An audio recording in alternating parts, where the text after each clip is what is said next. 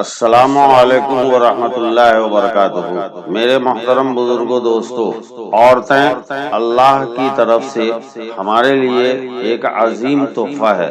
اللہ رب العزت نے عورتوں کو دنیا میں بھیج کر دنیا کو آباد فرمایا ہے، تو عورتیں بہت بڑی نعمت ہیں۔ تو نیک عورت کیسے سمجھیں کہ یہ عورت خوش نصیب ہیں اور یہ گھر کو جنت بنانے والی ہیں اور دنیا میں ہی جنت کا نمونہ گھر کو بنا دیتی ہیں، یہ نیک عورتوں کی پہچان ہے۔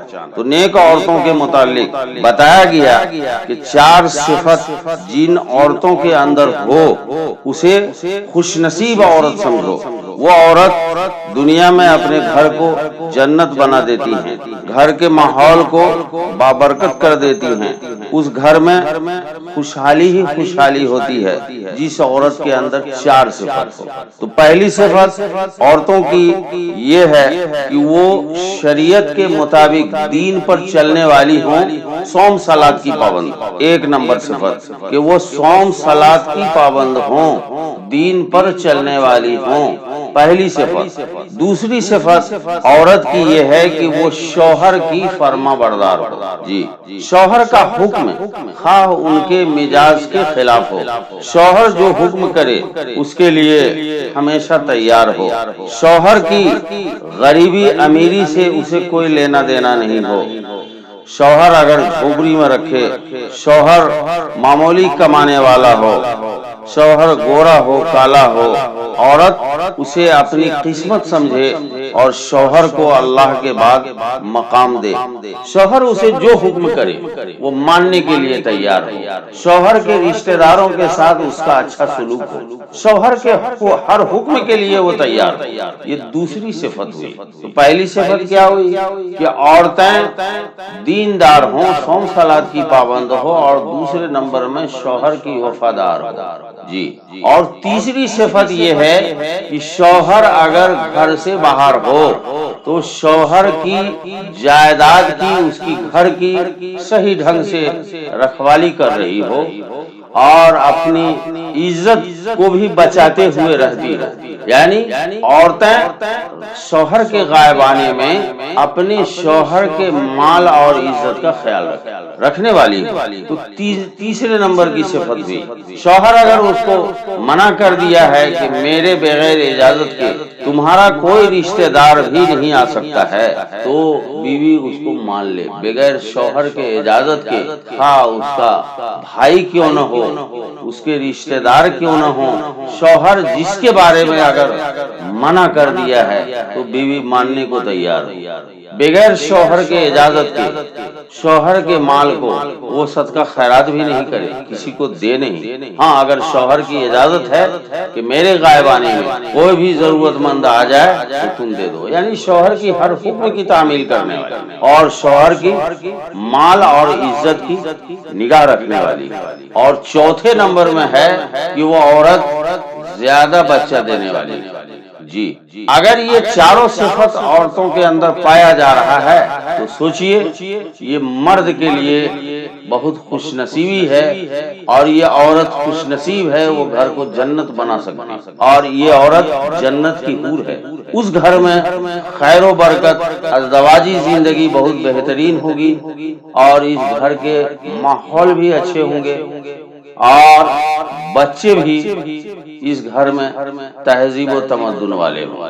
تو پتہ یہ چلا کہ یہ 4 صفت جس عورت کے اندر پائی جا رہی ہو یہ بہت خوش نصیبی کی بات ہے۔ اور اگر خدا نہ خواستہ ہمارے پاس دولت بھی ہے، مکان بھی ہے، بلڈنگ بھی ہے، جائیداد بھی ہے، سب کچھ ہے، بینک بیلنس ہے، لیکن بیوی اگر یہ 4 صفت کی حامل نہیں ہے، بیوی بدتمیز ہے، بددین ہے، بدخلق ہے، تو میرے محترم بزرگوں، دوستو، دنیا ہی میں جہنم نظر آئے گا۔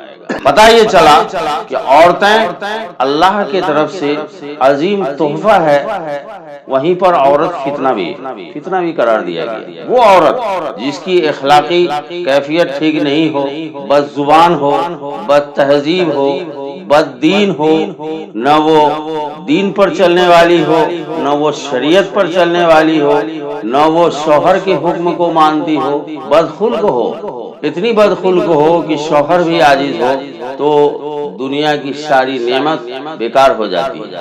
عورتیں چاہیں تو اپنے گھر کو جنت بنا سکتی ہیں اگر وہ دین پر چلنے والی، اور عورت اگر بدخلق ہو گئی تب تو پھر دنیا ہی میں جہنم نظر آئے گا۔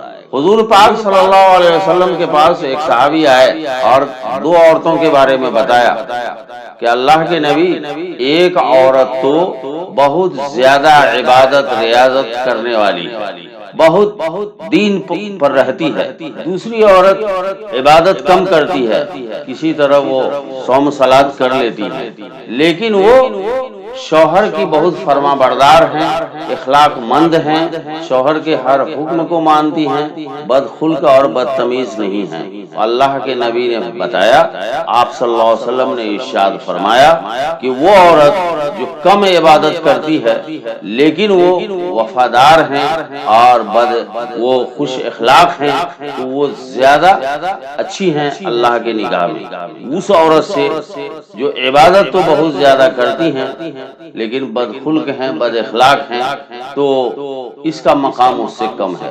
میرے محترم بزرگوں، دوستو، تو عورتیں جہاں پر اللہ کے طرف سے عظیم تحفہ ہے، وہیں پر عورتیں یہ فتنہ بھی ہیں۔ تو شادی کے لیے عورتوں کی تجویز کرنے میں اس بات کا خیال رکھنا چاہیے کہ ہم جہاں بھی لڑکیوں کی تلاش کریں تو دیکھیں کہ کس ماحول میں دینداری کو ترجیح دیں۔ ہم سب سے پہلے پتہ لگاویں کہ اس گھر میں جہاں ہم آپ لڑکی تجویز کرنے جا رہے ہیں شادی کے لیے، تو سب سے پہلے یہ دیکھنے کی ہے کہ دیندار فیملی کی لڑکی، ان کے والدین دیندار ہوں، ماحول دیندار ہو۔ جی، اگر دیندار ماحول کی دینی تعلیم یافتہ لڑکیاں آ جائیں تو پھر آپ کے گھر کے ماحول کو بنا دے گی اور دنیا میں جنت نظر آئے گا۔ اگر خدا نہ خواستہ آپ کی بیوی غلط ہو گئی تو سارا سکون اور ساری عیش و عشرت آپ کی بیکار ہے۔ تو اللہ تعالی صحیح سمجھ عطا فرمائے، یہ نیک بخت عورتوں کی پہچان ہے۔ وآخر دعوانا الحمدللہ۔